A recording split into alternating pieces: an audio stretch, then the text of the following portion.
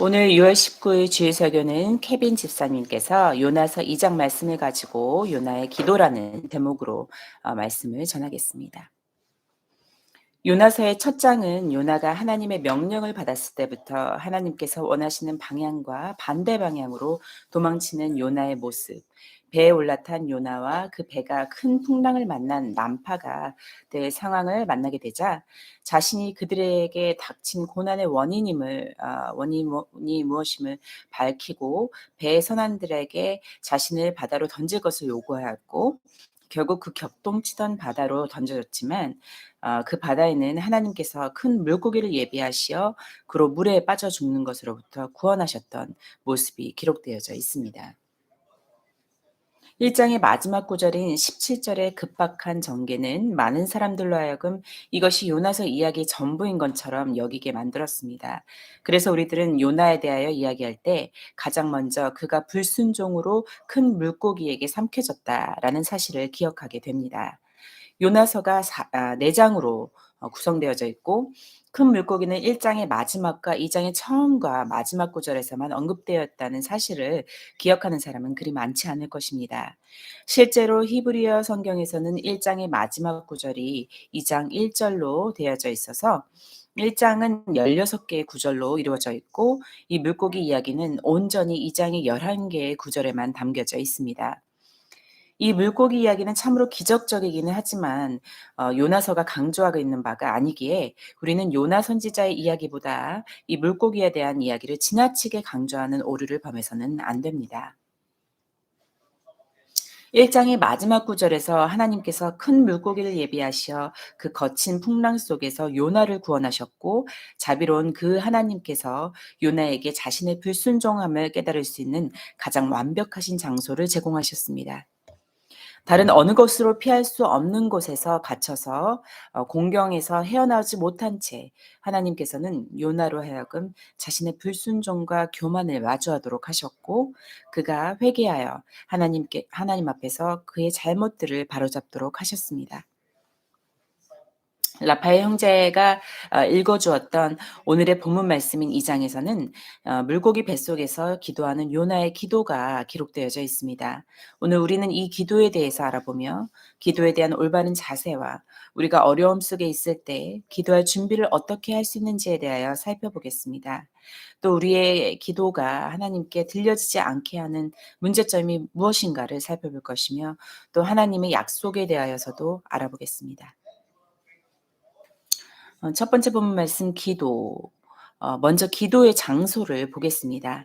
요나서 2장 1절을 읽겠습니다. 요나가 물고기 뱃속에서 그의 하나님 여호와께 기도하여 아멘. 이 장소는 요나가 배 밖으로 던져진 후에 깨어난 곳입니다. 만약 하나님께서 이 물고기를 예비하셔서 요나를 삼키게 하지 않으셨다면 요나는 폭풍이 몰아치는 바다에서 익사했을 것입니다. 여러분은 물고기 뱃속을 생각하실 때 어떤 종류의 이미지를 떠올리십니까? 아주 오랫동안 저는 완전한 어둠 속에 넓은 동굴 같은 모습의 이미지를 떠올리고 있었습니다. 아마 어렸을 적에 보았던 피노키오라는 제목의 만화에 영향이 있었을 것입니다. 요즘에 젊거나 어린 친구들은 아마 피노키오의 내용을 모를지도 모릅니다. 이 이야기 속 피노키오의 아버지 피노키오를 제작한 사람 제페토는 고래에게 삼켜졌고 피노키오는 그를 찾아다니다 마침내 같은 고래의 뱃속으로 삼켜졌습니다. 그들은 고래 뱃속의 커다란 공터에서 눈물겨운 재회를 했습니다. 이러한 장면의 영향인지도 모르겠지만 저는 오랫동안 요나의 이야기 속에서도 그러한 이미지를 가지고 있었던 것 같습니다. 하지만 다시 생각하면 그것은 현실에 대한 충실한 반영이 아니었습니다. 먼저 고래의 뱃속은 그렇게 클 수 없었고 공기로만 채워져 있을 수도 없었습니다. 만약 이렇게는 거대한 동굴 같은 위장을 가진 고래는 바다 표면을 떠다녔을 것이고 뱃속의 풍선으로 인해 현실의 고래들처럼 그렇게 수영을 잘 하지 못했을 것입니다. 윗속의 공기의 부력이 고래가 물속에서 수영하는 것을 허락하지 않았을 것이기 때문입니다. 아마 요나가 깨어난 곳은 숨 쉴 수 있는 작은 공기주머니가 있는 매우 비좁은 장소였을 것입니다. 그리고 공간의 협소함으로 아마 움직임에 큰 제약이 있었을 수도 있습니다. 그가 몸을 꿈틀거릴 수 있는 공간은 확실히 그가 자유롭게 움직일 수 있는 공간은 아니었을 거라고 생각합니다. 요나의 기도 후반부는 2장 5절입니다. 읽겠습니다. 물이 나를 영혼까지 둘러싸우며 기품이 나를 에워싸고 바다풀이 내 머리를 감쌌나이다. 아멘. 어떤 신학자들은 요나의 머리에 감긴 해초가 요한복음 19장 2절 말씀 속에 예수님 머리에 둘러진 가시면류관을 가리키는 예표로 생각했습니다. 예수님께서 직접 요나의 표적으로 그분의 죽음과 부활을 언급하셨기 때문에 저는 이 신학자들이 왜 이러한 결론을 내렸는지 이해할 수 있습니다. 하지만 말씀을 자세히 살펴본다면 이 가시멜료가는 로마 병사들이 예수님을 유대인의 왕이라 부르며 조롱하기 위해 만든 것이라는 사실을 알 수 있습니다. 그것은 주님의 품위를 떨어뜨리기 위한 것이었지 주님을 왕으로 추앙하기 위한 것이 아니었습니다. 저는 요나의 머리를 감싼 해초들이 가시면류관이 아닌 예수님께서 장사되실 적에 그분의 머리에 둘러진 천과 비슷하다고 생각합니다. 우리는 그것을 요한복음 20장 7절에서 찾을 수 있습니다. 또 머리를 쌌던 수건은 세마포와 함께 놓이지 않고 딴 곳에서 쌌던 대로 놓여 있더라. 아멘. 이 구절에서 이 수건은 영단어 냅킨을 번역한 것으로 우리 현대 문화에서 냅킨은 음식을 먹고 나서 손이나 입을 닦는 천이나 종이로 만들어진 작은 정사각형의 조각을 상상합니다. 그래서 아마 어떻게 이 머리를 감싸고 있는 해초와 수건, 냅킨이 비슷할 수 있을까라는 생각을 할 것입니다. 여러분은 마음속으로 머리를 덮고 있는 네모난 천 조각을 상상하고 계실 것입니다.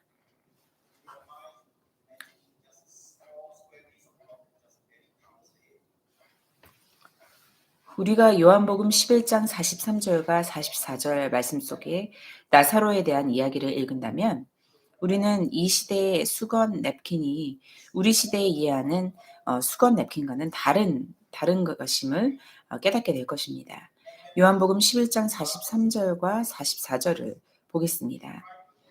43절 이 말씀을 하시고 큰 소리로 나사로야 나어라 부르니 44절 죽은 자가 수족을 배로 동인 채로 나오는데 그 얼굴은 수건에 쌓여 있더라.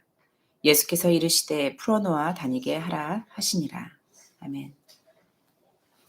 우리는 여기서 나사로의 얼굴이 수건, 영어로는 냅킨에 쌓였다고 읽었습니다. 이 수건은 그의 얼굴과 머리 전체를 덮을 만큼 컸기 때문에 그가 일어나서 무덤 밖으로 나왔을 때도 여전히 그의 머리에 둘러져 있었습니다. 그리고 우리는 나사로의 손과 발 역시 수의로 꽁꽁 둘러싸여 있었다는 것을 알았습니다. 이 모습이 물고기 뱃속에서 일어난 요나의 모습인 것 같습니다.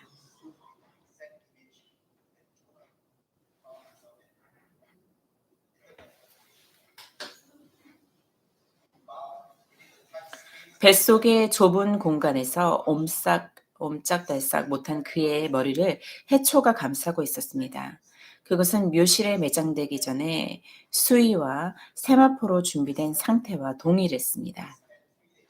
요나가 3일 동안 매장된 시신의 자세로 지낸 모습은 머리부터 발끝까지 수의와 세마포로 감싸진 채 무덤에서 3일을 보내신 장사 되신 예수님을 예표합니다. 이제 기도 시간에 대하여 살펴보겠습니다. 이 물고기 뱃속에서 요나는 하나님께 기도하였습니다. 2장 2절에서 그는 지옥의 뱃속에서 하나님께 부르짖었다고 하였습니다. 이 구절에 지옥이라는 단어의 사용 때문에 어떤 사람들은 요나 자신이 죽었다고 생각했다고 주장하였고, 어떤 이는 그가 진짜 죽었었다고도 주장하기도 합니다. 저는 이러한 주장이 사실이 아니라고 믿고 있습니다. 요나가 임박한 죽음을 생각하며 하나님께 부르짖고 있다고 생각하는 것이 더 타당한 것 같습니다. 요나의 기도 속에서 자신이 아직 죽지 않았다는 것을 인식하고 있었음을 암시하는 단어를 찾을 수 있습니다.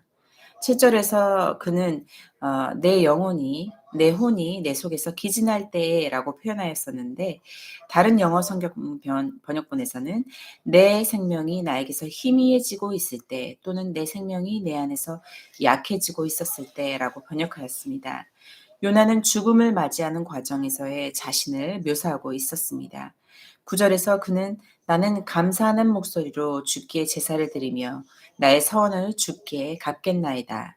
구원은 여호와께 속하였나이다 하니라. 아멘. 이라고 고백하였습니다.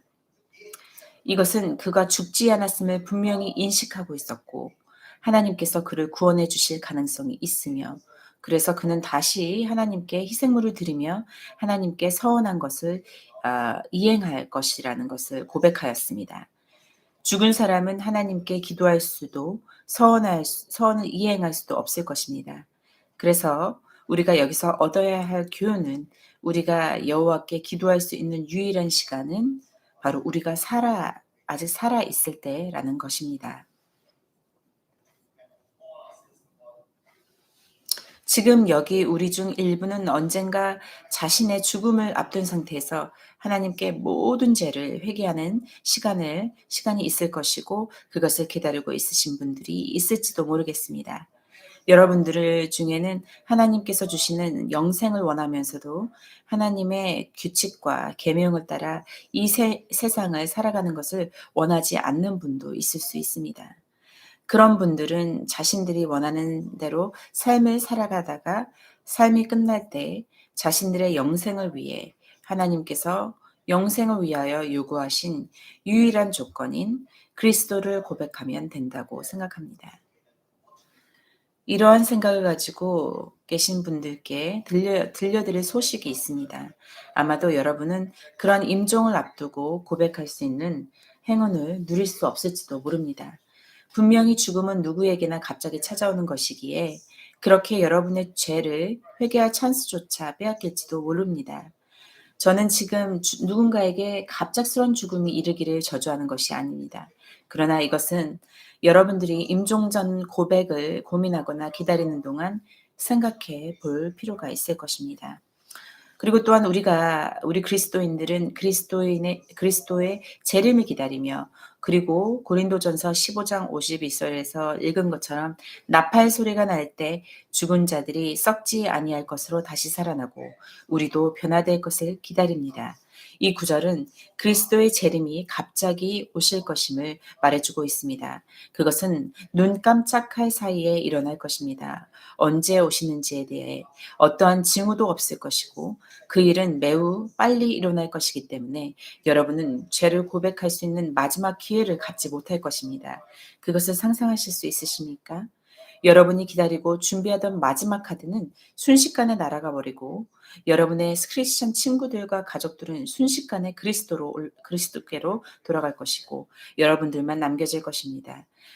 눈을 크게 뜨고 입을 크게 벌려봐도 말 그대로 어떤 말도 할 수 없이 여러분이 미리 준비한 기도는 한 줌의 먼지가 되어버릴 것입니다. 다행히도 여러분께 아주 좋은 소식이 있습니다. 여러분이 이 말씀을 듣고 계신다면 아직 여러분께서는 죄를 고백할 시간을 가지고 있다는 것을 의미합니다. 여러분, 시간이 다 될 때까지 기다리지 마십시오. 다시 요나의 기도로 넘어가서 2장 2절의 첫 부분에서 우리는 요나가 고난으로 인해 주님께 부르짖었다는 고백을 찾을 수 있습니다. 이것은 우리의 전형적인 모습입니다. 우리는 어려움에 처했을 때나 또는 우리 스스로 해결할 수 없는 일을 마주했을 때에만 하나님께 나아갑니다. 요나서를 읽다 보면 우리는 요나가 요나서 전체에서 2번 하나님께 기도해야 한다는 것을 알게 됩니다. 1장에서 요나는 하나님께로부터 도망치느라 바빠 기도할 수 없었고 오늘의 본문 말씀인 2장에서야 처음으로 기도를 하는데 그때 그는 고난 중에 있었습니다. 3장은 요나에 대한 이야기가 아니었고 마지막 장인 4장에서 그의 두 번째 기도를 볼 수 있는데 그가 하나님께 화를 내고 있을 때였습니다. 진실로 고난과 분노의 시간이 우리가 가장 빈번히 하나님을 찾고 기도하는 때일 것입니다. 하나님께로부터 하나님으로부터 필요한 것들의 목록 없이 하나님께 불평하는 것들의 목록이 없이 순전히 자신들과 하나님과의 관계만을 위해서 하나님과 시간을 보내시는 분들이 우리 중에 얼마나 될까요? 특별한 이유가 없어도 자신들의 부모님을 찾아 그들과 함께 시간을 보내고 싶어하는 아이들처럼 순수하게 하나님을 찾으신 적이 몇 번이나 되십니까? 저는 지금 고난이나 분노의 시간에 하나님께 기도하는 것이 잘못되었다고 말하는 것이 아닙니다. 사실 그때가 하나님께 기도하기에 가장 좋은 때가 맞습니다. 그러한 시기에 우리가 하나 할 수 있는 것은 아무것도 없고 오직 하나님만이 우리를 도우실 수 있다는 것을 깊이 깨닫고 있기에 이러한 시기에 하나님을 찾고 기도를 합니다. 제가 말씀드리고 싶은 것은 오직 그럴 때만 하나님을 찾고 기도하지 말아야 한다는 말입니다. 우리는 주님의 자녀들로서 정기적으로 또 자주 최대한 할 수 있는 만큼 하나님과 시간을 보내고 함께하는 즐거움을 갈구하여야 합니다. 오직 그럴 수 있을 때 우리는 하나님을 알고 사랑한다고 말할 수 있을 것입니다. 이제 기도의 방법에 대해서 나눠보도록 하겠습니다. 이제 우리는 2장에서 우리가 하나님께 기도했던 방식에 대해서 살펴보시겠습니다. 요나 기도를 읽으면서 우리는 요나가 시편을 인용하여 하나님께 기도하고 있었다는 사실을 깨닫게 됩니다. 2장 3절에 주의 큰 물결과 파도가 다 내 위에 넘쳤나이다 라는 구절은 시편 42편 7절에 주의 모든 파도와 물결이 나를 휩쓸었나이다 라는 구절을 인용한 것입니다. 4절에 내가 주의 목전에서 쫓겨났을지라도 라는 표현은 시편 31편 22절에 내가 주의 목전에서 끊어졌다 하였사오나 에서 따왔습니다. 5절에 물이 나를 영혼까지 둘러싸오며 라는 기도는 시편 69편 1절에 하나님이여 나를 구원하소서 물들이 내 영혼에까지 흘러들었나이다 를 인용한 것입니다. 7절에 내 영혼이 내 속에서 피곤할 때에는 시편 107편 5절에 그들의 영혼이 그들 안에서 피곤하였도다 에서 나왔으며 같은 7절에 내 기도가 주께 이르렀사오며 주의 성전에 미쳤나이다 라는 기도는 시편 18편 6절에 내가 환난 중에서 여호와께 아뢰며 나의 하나님께 부르짖었더니 그가 그의 성전에서 내 소리를 들으시며 라는 기도에서 나왔습니다. 8절에 거짓되고 헛된 것은 시편 31편 6절에 내가 허탄한 거짓을 숭상하는 자들을 미워하고 에서 나왔습니다. 마지막으로 9절에 구원은 여호와께 속하였나이다 라는 고백은 시편 3편 8절에 구원은 여호와께 있사오니를 인용한 것입니다. 요나는 하나님께 기도할 때 성경을 인용하였으며 우리는 그 기도를 읽으며 요나가 말씀을 인용할 때 사용한 그만의 고유한 방식을 찾을 수 있었습니다. 그렇습니다. 그것들은 정확한 인용구가 아니었습니다. 그의 기도 안에서 그것은 여기저기서 부분적으로 인용되었다는 것을 볼 수 있습니다. 이것이 요나에 대하여 알려주는 것은 무엇일까요? 우리는 요나는 성경에 매우 익숙했던 것 같습니다. 그래서 요나는 고난의 시간에 자신의 성경에 대한 지식을 활용할 수 있었고 그것으로 하나님께 기도할 수 있었습니다. 그는 단순히 성경 말씀을 인용하거나 단순히 자신이 외운 것을 반복하는 것이 아니라 그의 말씀에 대한 친숙함을 그의 기도에 적용하였습니다.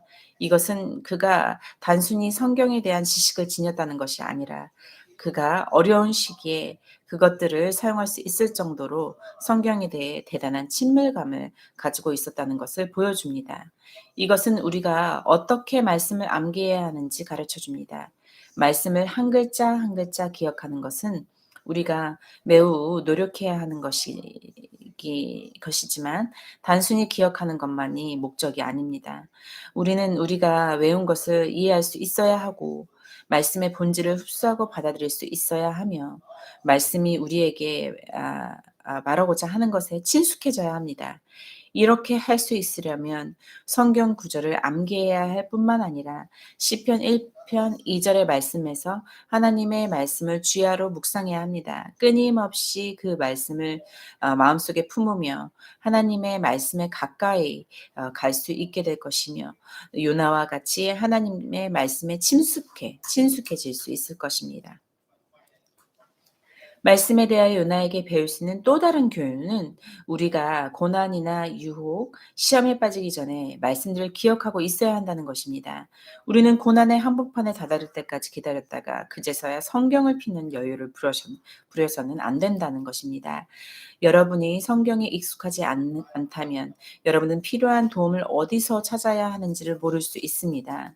종이로 인쇄된 성경을 사용하는 여러분들은 하나님께 감사 기도를 드리며 성경책을 펴서 그곳에서 인도하시는 하나님의 말씀을 찾을 수 있을 것입니다.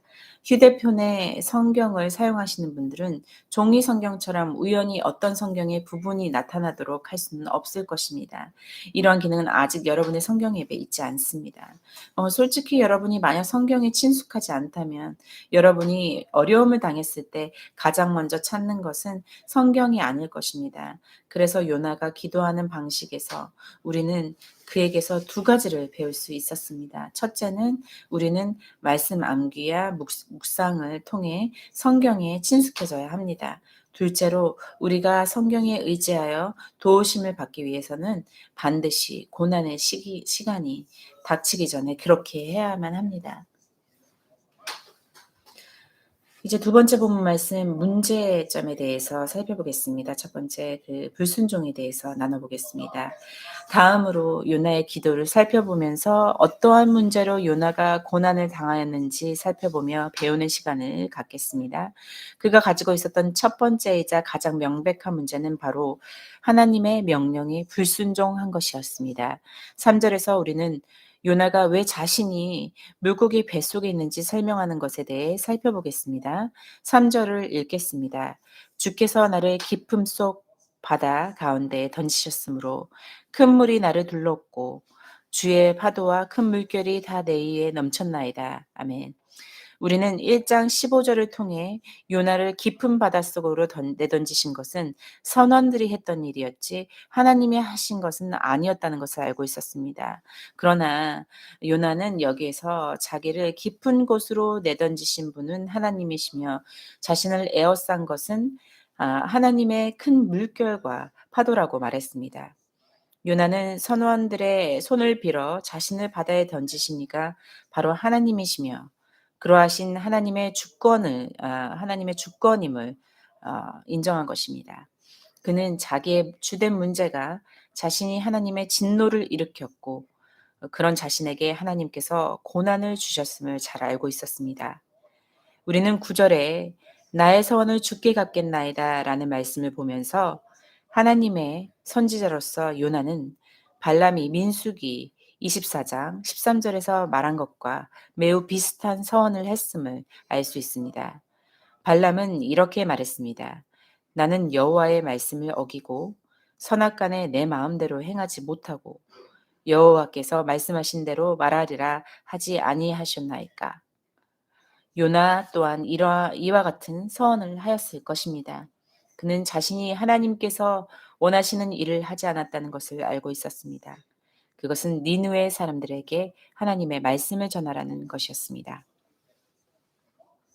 요나가 겪은 다음 문제는 4절에서 고백한 내가 주의 목전에서 쫓겨났을지라도 에서 알 수 있습니다.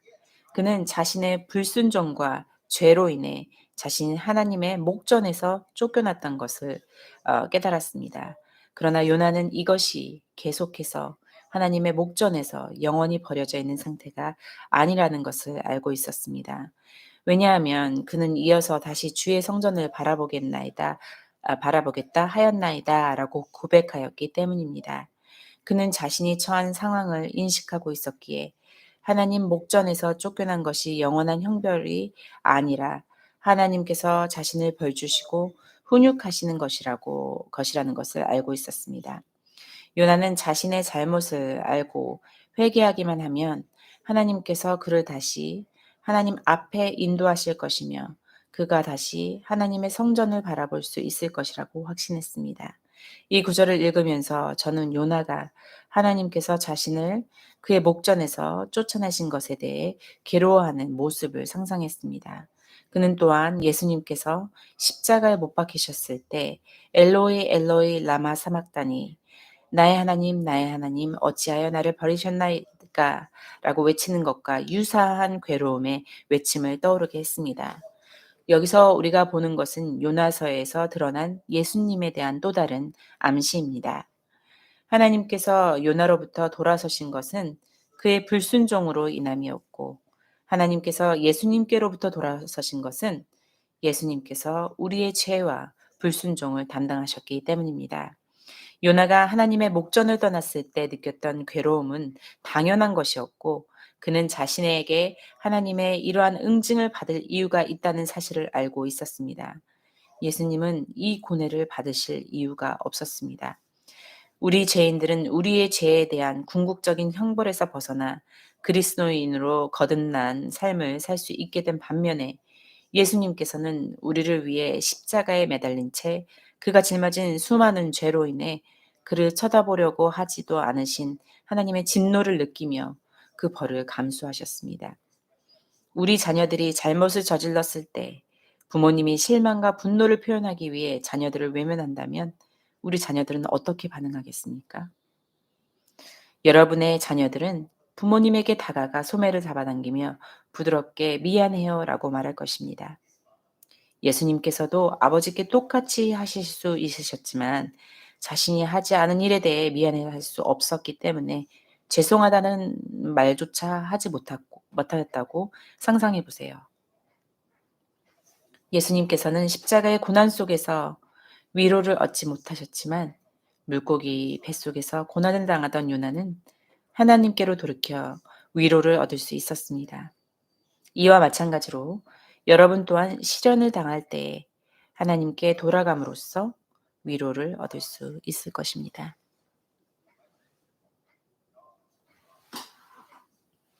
본문 말씀 5절에서 6절에서 요나는 자신의 상황에 대해 이야기합니다.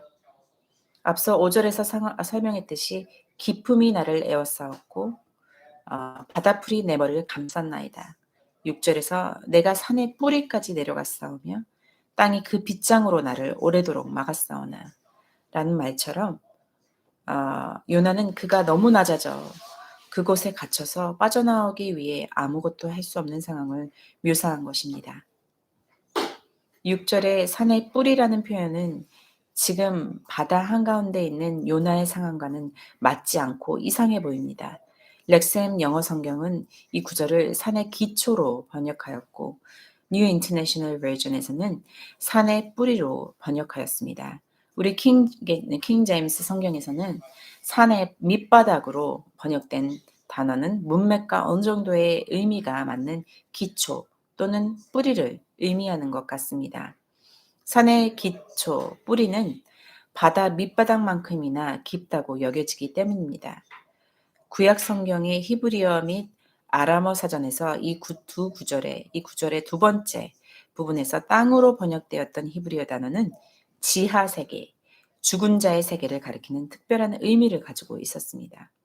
그래서 요나는 바다 밑바닥으로 내려가 자신이 죽은 자의 세계로 내려가는 것을 상상했으며 이 세상은 탈출할 수 없는 창살로 막혀 있고 일단 들어가면 영원히 갇힘을 상상했을 것입니다.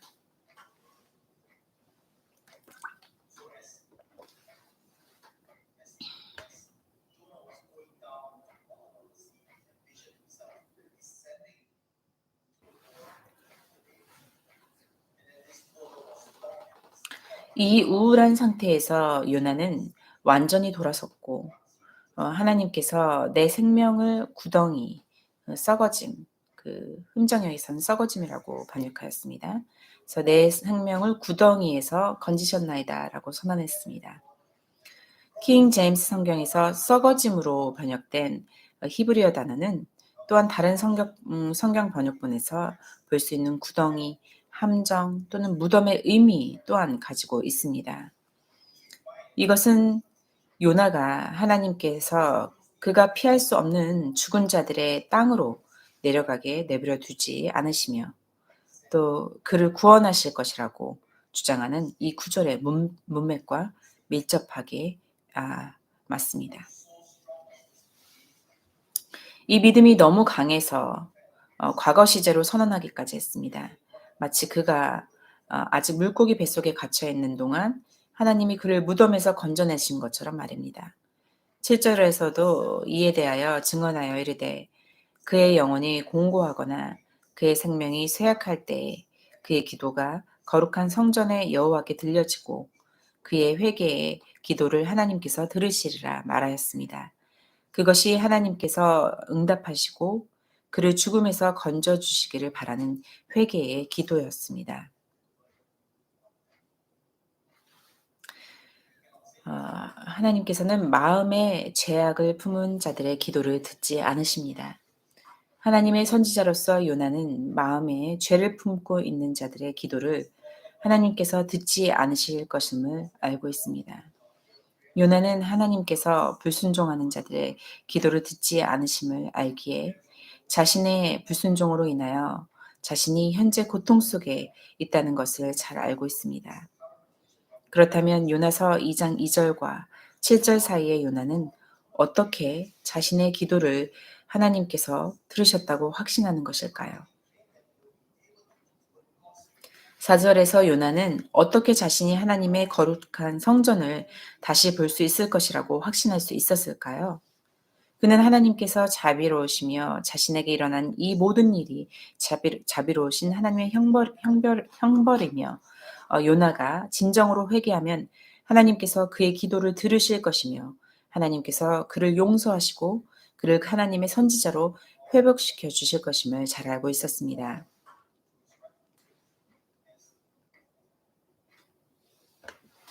요나서 4장 2절은 요나의 자비로우신 하나님을 섬기고 있음을 고백하고 알고 있었다고 말합니다.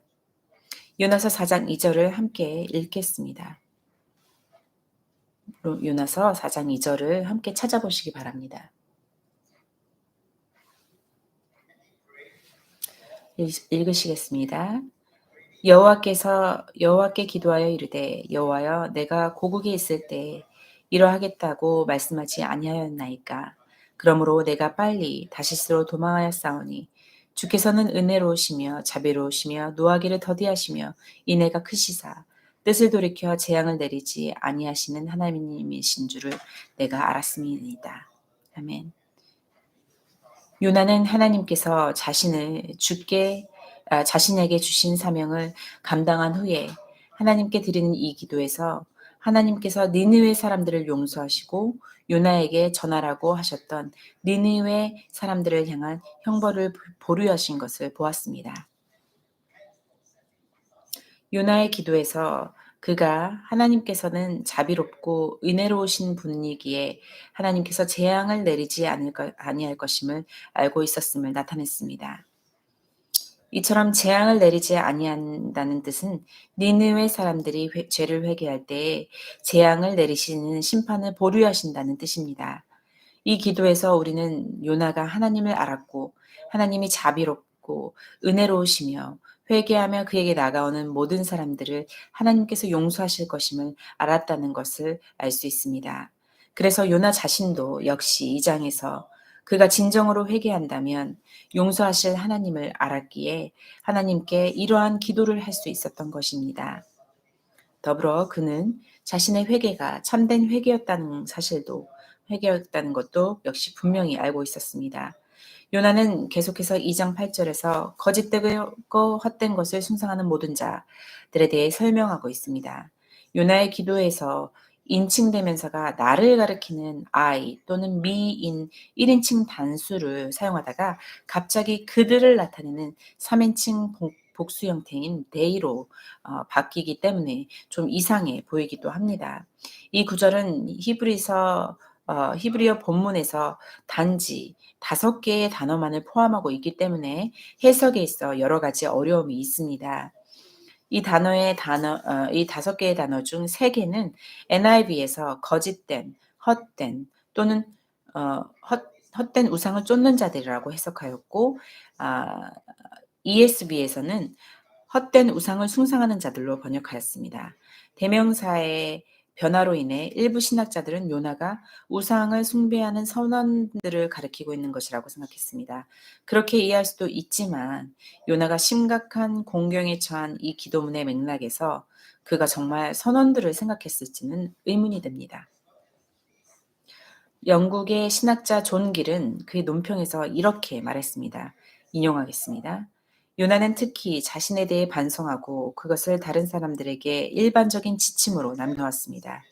요나는 불신하는 악한 것을 자신의 마음을 허용했고 허망한 생각들을 따르며 육체와 혈통을 따라 생각하였고 그것들로 말미암아 하나님과 그분의 뜻을 멸시한 행동을 행하였는데 그러한 그를 따라야 하는가에 대한 교훈을 남겼습니다. 사람들은 그가 한 행동에 대한 대가를 치르는 것을 보며 그들에게 은혜와 자비를 베푸신 하나님을 저버리는 데 따른 것에는 치러야 할 대가가 있음을 배우게 됩니다. 인용을 마칩니다. 우리가 볼 수 있는 것은 요나가 하나님께로부터 도망치던 그 당시를 반성하는 것입니다. 요나가 언급한 거짓의 헛됨 또는 가치 없는 우상들은 자존심과 편견이라는 자신의 개인적인 우상을 가리키는 것일 것입니다. 그의 교만은 그가 하나님보다 더 잘 안다고 말하며 니느웨 사람들이 하나님의 용서와 은혜를 받을 자격이 없다고 생각하는 자신의 판단을 믿으며 하나님께 불순종했습니다. 그러므로 그가 자기에게 베푸시는 은혜를 버렸던 그 8절에 그 말씀에서 언급해왔던 그 사람이었습니다. 그는 하나님께 불순종하고 교만과 편견이라는 자신의 우상을 쫓았기 때문에 자신을 향한 하나님의 자비를 저버렸고 결국 물고기 뱃속에 들어가게 된 것입니다. 이것은 요나에게서 배울 수 있는 또 하나의 교훈입니다. 우리의 삶에서 하나님보다 어떤 것에도 우선순위를 두어서는 안 됩니다. 그것은 하나님께 직접적인 불순종으로 나타난 요나의 교만만큼 명백하게 드러나지 않을 수도 있습니다. 그것은 심지어 우리의 자녀들, 우리의 직업 또는 심지어 우리의 부모님과 같은 선한 것들일 수도 있습니다. 하나님께서는 그 무엇보다도 더 하나님을 우선하라고 명령하였습니다. 우리가 하나님보다 다른 것들을 우선시하면 하나님과의 관계가 망가지게 됩니다. 만약 우리 삶에서 어떠한 것이 하나님의 자리를 차지할 수 있다면 그것은 또 다른 것들로 역시 하나님보다 더 높은 곳에 자리할 수도 있다는 뜻이기도 합니다. 우리가 최우선 순위의 자리에서 하나님을 옮겨놓기 시작한다면 하나님께서는 점점 밀려나서 여러분이 그것을 알아차릴 때쯤이면 하나님께서는 이미 우리의 우선순위 목록의 자체에서 사라져 있을 수도 있습니다.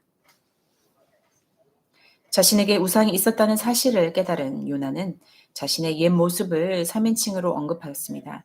그것은 자신으로부터 분리시키고 옛 모습과 거리를 두는 것은 옛 자아를 버렸다는 뜻이기도 합니다.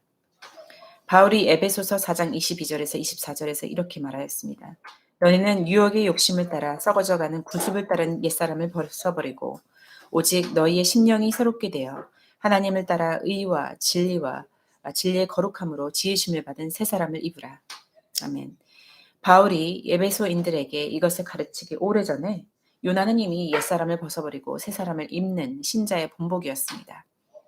요나서 2장 9절에서 요나는 하나님께 약속함으로써 새 사람을 입었습니다. 9절 말씀을 보겠습니다.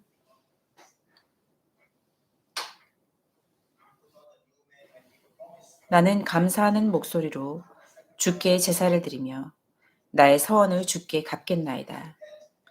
구원은 여호와께 속하였나이다 하니라. 아멘. 어떤 사람들은 요나가 자신의 회개의 기도 속에서 아무것도 특정하여 고백하지 않았기 때문에 아무런 소용이 없다고도 말합니다. 3장에서 하나님께서 다시 요나에게 자신의 명령을 반복해서 말씀하셨는데 요나는 여전히 니느웨 사람들에게 설교하라는 하나님의 명령을 순종하는데 어려움을 겪고 있었습니다. 하지만 지금까지 요나의 기도를 분석해 본 결과 특정한 고백이 없었기 때문에 그의 기도가 아무 소용이 없다고는 할 수 없습니다. 요나는 자신의 불순종을 진정으로 회개해야만 하나님께서 자신을 용서해 주실 것임을 잘 알고 있었기에 자신의 방식대로 하나님께 진정한 회개를 드렸습니다. 사람의 마음을 보시는 하나님께서 요나의 회개를 들으시고 10절에서 물고기에게 요나를 육지에 던지라고 말씀하심으로써 그를 용서하셨습니다. 요나가 죄를 고백하지 않았지만 하나님께로부터 용서를 받았다는 생각은 하나님이 거짓말을 하실 수도 있다고 가르치기 때문에 받아들일 수 없습니다. 그렇습니다. 우리는 요나가 하나님의 명령과 싸우는 것을 두 번째로 보았지만 이것은 우리에게 또 다른 교훈을 줍니다. 옛사람을 벗어버리고 새 사람을 입는 것이 쉽게 일어나는 것이 아님을 배우게 됩니다. 이것은 옛사람을 붙들고자 하는 우리에게 길고 고통스러운 성화의 과정을 보여주고 있습니다. 옛사람을 끊고자 하는 요나처럼 그는 여전히 옛사람과 싸우고 있지만 하나님은 옛사람을 완전히 끄는 온전하고 죄 없는 사람이 아니라 회개하며 하나님께 나아오고자 하는 자를 용서하겠다고 말씀하셨습니다.